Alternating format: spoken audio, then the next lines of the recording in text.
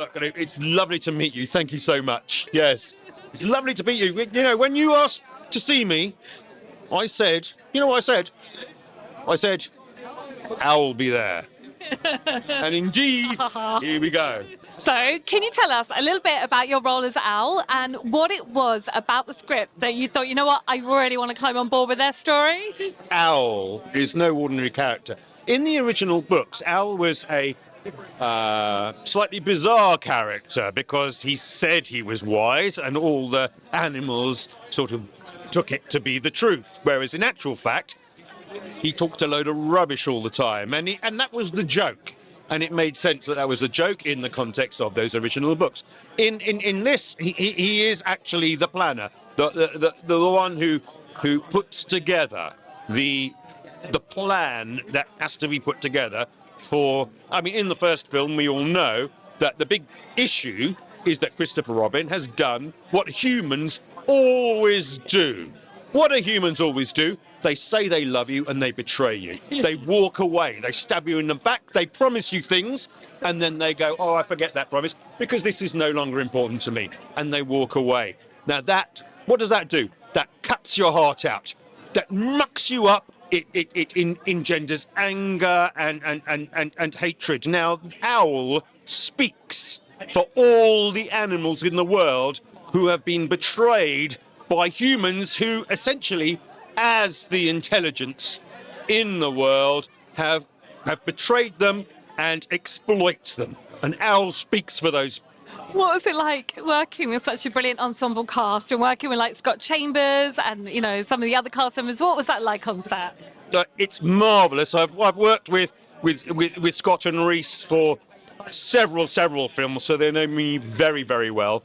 And as far as other people, I was working with a few people I've always worked with before, and they were terrific. And it's always good to see them. And when you know somebody and you know how to interact with them, then certain things become natural. New people are in this one, and that is absolutely marvellous. People like Tallulah, for example, and there are various others. And that is always a delight because it's just new, fresh, exciting energy on set, which then makes you have to roll with that and just become part of that whole energy as well, which is new energy. Always fun. And obviously the budget this time around has been bigger, so the prosthetics and everything are amazing.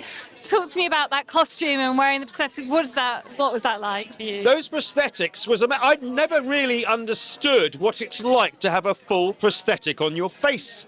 You see, I'd seen it before on various things. For example, Star Trek. On Star Trek, you've got Lieutenant Worf, Michael Dorn. He has this full prosthetic, and I've seen that for donkey's years, even when I was a lad. So I'm going, yeah. What's the big thing? When it's actually a very, very thin latex, and it's literally super glued to your face, so it moves with your face. God. Now the issue is that it takes an hour and a half to put on. And then once it's on, as I said, it's super glued to your face, so it seals up. So your nose is sealed up. You can't breathe through your nose. You have to breathe through your mouth. That causes issues with regard to having a drink of water. You can't when you're eating. You can only eat a small amount of food at one time because you have to swallow before you can breathe again. And then, of course, and this is the one that's going to really get you, I can tell, it gets hot in that latex.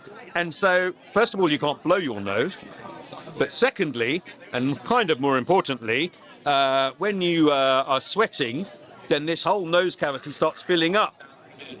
So after about 2 hours, 3 hours, 4 hours, then it's fine. But when you get to about hour 8, hour 9, hour 10, and your nose cavity is completely filled up with liquid, you can't breathe through your nose anyway, it can get a little challenging. But, as you probably know, Owl is not really a calm character. He's in a pretty bad mood all the time. And I call that a gift. That's a gift. Because when you go on set and do your scene, you don't have to think about what it's like to be Owl, because you're Owl already. And that is the way it works. It's marvelous. Yeah. So it's frustrating, it's challenging, but it's also brilliant. Oh, so were there any sort of amazing moments on set for you? Any particular scenes that stood out that you were in or parts of? Anything, you know what, when you look back at it, that was so fun? My favourite scene is the scene where Owl, being the wise one, as I say, coming up with the plan, has to say, because we all know that Pooh is a bear of little brain. That we all know. And so everything needs to be explained to Pooh. And Owl, in this scene, explains to Pooh his credo, his rubric, his plan for what needs to be done and why it needs to be done. And that is obviously my favourite scene. But also, I want the people who are watching to go, you know, Owl is a little bit mad, but I feel like that too. So I understand what is taking place and why. It's that the point is that everybody, every human being on Earth has been betrayed. Every human being on Earth has been stabbed in the back, has had people promise them things and then reneged on those promises, have had people say they love them and then have tossed them aside. And I want people to think to themselves, you know what, I feel like Owl adds well. And Owl is not just speaking for himself, he's speaking for all animals. And will this be the first time this evening that you've watched it all the way through? I have not seen this. I've seen. I was there on my scenes, obviously. Yeah. And I have not seen anybody else's scenes. And of course, once even when the film has been shot and all of that footage goes into the editing room, that's a whole different story. And of course, I've seen none of that. So this is going to be entirely new for me.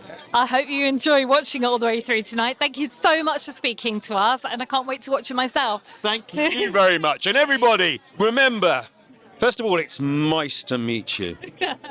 But also, remember, we're all Owl in one way or another. Thank you. Thank you very much. Thank you very much for speaking to us. Thank you.